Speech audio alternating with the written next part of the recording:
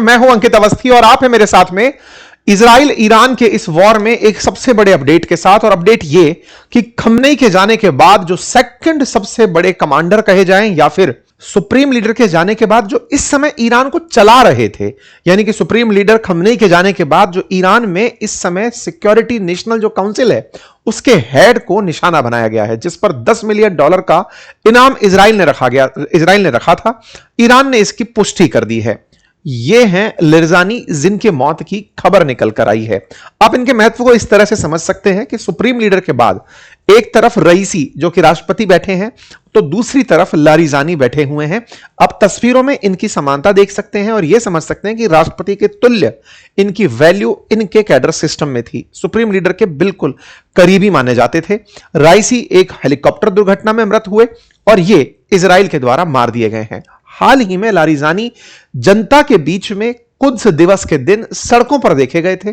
ये जिस जगह मारे गए वहां पर अपार्टमेंट में अपने बेटे के साथ थे। इजरायली निशाने में इनकी मौत की पुष्टि की गई है।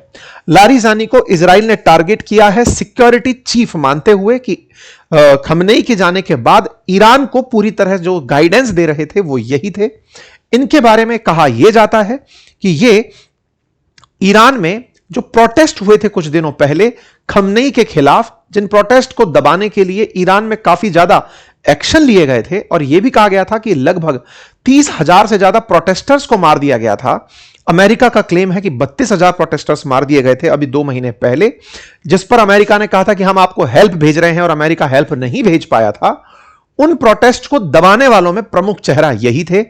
खमनेई की जो भी इच्छा होती थी उसको एग्जीक्यूट कराने वाले सिक्योरिटी काउंसिल के मुख्य हेड और खमनेई के प्रमुख सलाहकार बताए गए थे।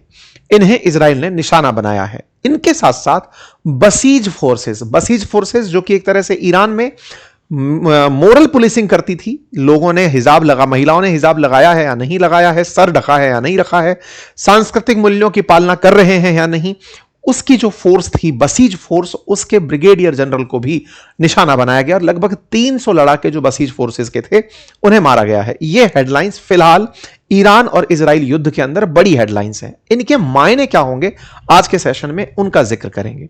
जिक्र इस वजह से करेंगे क्योंकि इजराइल के द्वारा ईरान में जिस तरह के टारगेटेड हमले किए जा रहे हैं, एक एक करके बड़े लीडर्स को निशाना बनाया जा रहा है, उसके बाद क्या ईरान अब नेतृत्व विहीन हो जाएगा या फिर जो हमने पहले कहा था कि इन्होंने खमनेई के समय पर ही यह निर्धारित कर लिया था कि किसके बाद कौन उत्तराधिकारी होगा, डाउन द लाइन कितने लोग होंगे कि एक के जाने के बाद कौन तैयार होगा, क्या वो व्यवस्था अभी भी एक्टिवेटेड रहेगी, क्या ईरान के अंदर जो मोज़ेक सुरक्षा व्यवस्था है वो अभी भी सक्रिय रहेगी। ये तमाम सवाल आज के सेशन में डिस्कस होंगे।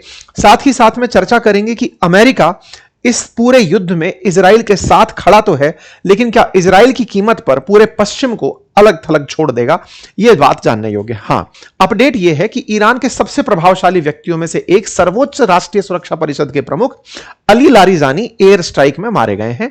तेहरान ने मंगलवार को इसकी पुष्टि कर दी और इजराइल ने उन्हें निशाना बनाने की बात कही थी।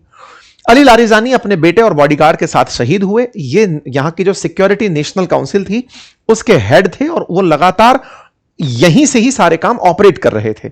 इस पर ईरान की तरफ से कहा गया कि शहीदों की पवित्र आत्माओं ने ईश्वर के सेवक डॉक्टर शहीद लारिजानी की पवित्र आत्मा को गले लगा लिया है। लारिजानी के बारे में कहा गया कि ये जिस अपार्टमेंट में थे वहां अपने बेटे के साथ उपस्थित थे। इन्हें इजरायली डिफेंस फोर्सेस ने निशाना बनाया। खबर शाम को यानी कि कल शाम 4:30 बजे जब इजरायली डिफेंस फोर्सेस ने डाली, उसके अलावा कहीं पर इसकी कोई पुष्ट खबर नहीं थी। असल में शाम 4:32 पर इजरायली डिफेंस फोर्सेस ने कहा कि हमने अली लारिजानी जो कि सेक्रेटरी हैं ईरान के सुप्रीम नेशनल सिक्योरिटी काउंसिल के, जो कि इफेक्टिव लीडर थे इस समय, उन्हें मार दिया है। लेकिन ईरान की तरफ से इस पर कोई प्रतिक्रिया उस समय नहीं आई थी और उसके पीछे का एक बड़ा कारण था कि अली लारिजानी के ट्विटर हैंडल से 3:10 पर यानी मरने से मात्र 1.25 घंटे पहले ही एक अपडेट डाला गया था और उस अपडेट में यह कहा गया था कि जो भारत के पास में जो जहाज डूबा था ना, अमेरिका की स्ट्राइक के अंदर ईरानी जहाज जो डूबा था जिसमें ईरान के कई नौसैनिक मारे गए थे, उनके लिए आपने श्रद्धांजलि दी थी। उनके मेमोरी में कुछ करने की बात, बदला लेने की बात, इस तरह की बातें इन्होंने अपने ट्वीट में लिखी थी। यह घटना बीते घंटा भर ही हुआ था कि इजरायली डिफेंस फोर्सेस ने यह अपडेट दे दिया। यह अपडेट दिया हमने भी 1 घंटे के भीतर भीतर हमारा जो ट्विटर हैंडल है अंकित कुमार अवस्थी के नाम से आप सर्च कर सकते हैं, @K अंकित इसका वो है, वहां पर हमने भी इसे आपके साथ साझा किया था। लेकिन जैसे ही हमने ये साझा किया तो हमने ये कहा था कि इजरायली डिफेंस फोर्सेस ये कह रही हैं और ईरान ने अभी तक कोई प्रतिक्रिया नहीं दी है। हालांकि इसके कमेंट बॉक्स में बहुत से लोगों ने उस समय रोष व्यक्त किया कि कोई खबर फेक है, ये खबर आपने जब डाल दी है। हालांकि इस खबर की पुष्टि थी हमारे पास, लेकिन समय के साथ फिर ईरान ने भी इस खबर को पुष्टि कर दी थी। ठीक है, ईरान के सुप्रीम नेशनल सिक्योरिटी काउंसिल ने मंगलवार को इसकी पुष्टि की। उन्होंने कंफर्म किया कि हां, हमारे लीडर मारे जा चुके हैं। इजराइल की तरफ से फिर शाम होते होते 6:45 बजे यह जानकारी दी गई कि $10 मिलियन का प्राइस जिस पर था, हमने उसे फ्री में मार दिया है। देखिए, इजराइल और ईरान इस पूरे की पूरे वेस्ट एशिया में एक दूसरे के कट्टर दुश्मन हैं। दोनों एक दूसरे को नहीं चाहते कि वो वेस्ट एशिया में सरवाइव करें। ऐसे में ईरान इजराइल को हटाना चाहता है और इजराइल ईरान को खत्म करना चाहता है। तो इजराइल के लिए यह किसी सेलिब्रेशन से कम नहीं था। इजराइल के अंदर नौरूज की शुभकामनाएं इस तरीके से दी गई कि देखो, हमने बड़ी आतिशबाजी कर दी है। ऐसे में नेतन्याहू भी बाहर निकल कर आए और उन्होंने भी अपनी तरफ से इस बात को कहा कि जो अक्टूबर 7 में ईरान ने किया था, अक्टूबर 7 में क्या किया था, हमास के आतंकी घुसकर इजराइल में आए थे और कई निर्दोषों की जान ले ली थी। बोले उसको भड़काने वाला जो व्यक्ति था, आज हमने उनको खत्म कर दिया है। तो कुल मिलाकर के इजराइल ने अपनी ताकत अपने लोगों से साझा की और दुनिया को बताया। अली राजधानी के जो हैंडल हैं उनसे पर्शियन भाषा में लिखा हुआ था, उर्दू में लिखा हुआ था, हमने उसको ट्रांसलेट किया है कि डियर नेशन, अरेबिक में लिखा हुआ था, dear nation and pride of Iran Muslim people and free people of the world, the servant of God joined God, one of the God's servant has joined his lord as a martyr. ये 18 तारीख को आज यानी कि सुबह 2:30 बजे इसे उनके ही हैंडल से पोस्ट किया गया। मतलब एक तरह से समझिएगा कि इस खबर की पुष्टि ईरान की तरफ से आज की गई है। इजराइल शाम को ही यह कह चुका था कि इन्हें हमने मार दिया है। जब यह खबर बाहर निकल करके आई तब उनके पर्सनल हैंडल से भी कि हां भाई ऐसा घटना हो चुकी है, यह जानकारी बाहर निकल कर आई। फिर यहां पर जो भाषा थी वो अंग्रेजी में हमने ट्रांसलेट करके निकली, भाव हमने बता दिए। बहुत से वीडियोस डाले गए कि अली लारिजानी जो थे वो खमनेई के कितने करीबी थे, यह बताने के लिए भी कई वीडियोस बाहर निकल कर आए।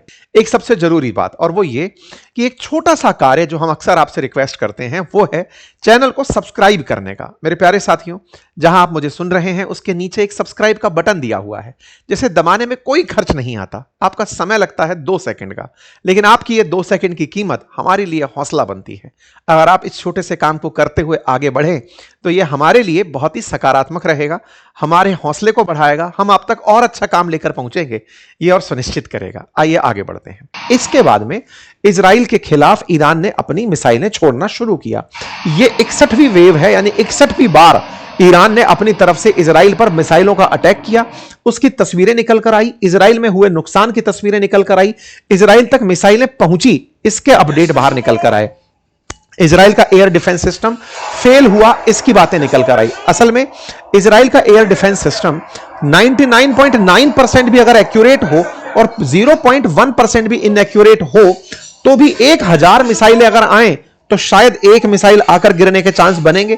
मतलब यह वैसी स्थिति थी कि ईरान ने इजराइल पर बम्बार्डमेंट ऑफ मिसाइल किया और उसकी वजह से इजराइल के अंदर निशान बने, नुकसान के एविडेंस आए, दिखाई दिए कि कितना नुकसान हुआ। इस प्रकार से बौछार की गई मिसाइलों की। एयर डिफेंस सिस्टम लगातार सक्रिय होकर के इन मिसाइलों को न्यूट्रलाइज करने का प्रयास कर रहा था, लेकिन वो न्यूट्रलाइज नहीं कर पाया। कई जगह पर इसकी वजह से वहां पर नुकसान की खबर निकल कर आई। ये तस्वीरें दिखाती हैं कि कैसे यहां पर ये जो हमला हुआ है, ऊपर से आ रही मिसाइलों को आयरन डोम जो सिस्टम है, पैट्रियट मिसाइल सिस्टम है, वो सब बचाने निकल रहे हैं, लेकिन कुछ एक मिसाइलें ऐसी हैं जिनको निशाना नहीं बनाया गया और वो जमीन पर जाकर के गिरती हुई दिखाई दे रही हैं। इसके ऊपर मतलब ये तमाम बातें चली रही हैं। इसी के साथ साथ डेथ सेंटेंस में इजराइल रेजिम ने हाल ही में ईरान के सुप्रीम कोर्ट के अंदर जो इजराइल के लिए काम करने वाले थे उनको भी पनिश दिया गया है। इजराइल ने अमेरिका के साथ मिलकर जो काम किया है, इसके चलते अमेरिका में नेताओं के द्वारा विरोध किया जा रहा है। खैर, अब जो भी है इसका आने वाले समय में एनालिसिस होता रहेगा। ये थे अपडेट। बाकी जानकारी के लिए कनेक्टेड रहें, चैनल को सब्सक्राइब कर लें, साथियों से साझा करें। और हां, जिन्होंने हमारे लिए इस रविवार वेबिनार की सीट बुक कर ली है वो अपडेटेड रहें, आपको वहां पर मैसेजेस मिलते रहेंगे व्हाट्सएप कम्युनिटी पर। आपने ज्वाइन कर ली है तो बेहतर है और नहीं करी है तो परेशान ना हो। फिर अगले रविवार को, किसी और रविवार को आपके लिए वेबिनार का आयोजन किया जाएगा। लेकिन जिन्होंने ज्वाइन कर ली है वो इंस्ट्रक्शंस को फॉलो करते चलें। धन्यवाद।